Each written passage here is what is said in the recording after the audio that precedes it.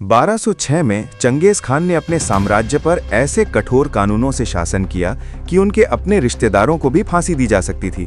Mongol जनजातियों को एकजुट करने के बाद उन्होंने यासा नामक एक कानूनी व्यवस्था लागू की जो पूर्ण अनुशासन और आज्ञाकारिता पर आधारित थी।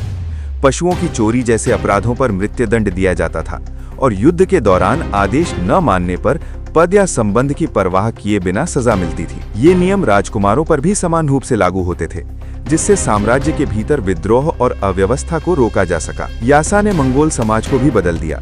यहाँ पद और सम्मान जन्म से नहीं बल्कि योग्यता और निष्ठा से मिलते थे।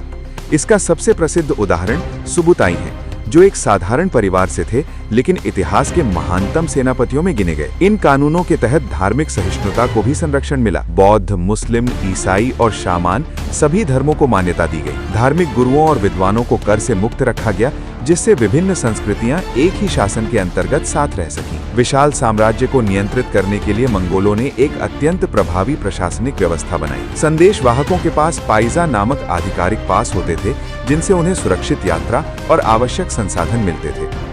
सेना को दशमलव प्रणाली में संगठित किया गया, 10, 100, 1000 और 10,000 की इकाइयों में, जिससे आदेश और नियंत्रण आसान हो गया। इन्हीं कानूनों और व्यवस्थाओं के बल पर चंगेज खान ने चीन से लेकर पूर्वी यूरोप तक फैले क्षेत्र पर शासन किया, जो इतिहास का सबसे बड़ा सतत भूस्थलीय साम्राज्य बना। चंगेज खान को भले ही विजय और युद्ध के लिए याद किया जाता हो, लेकिन वास्तव में उनके साम्राज्य को जोड़े रखने वाली शक्ति उनका कानून ही था।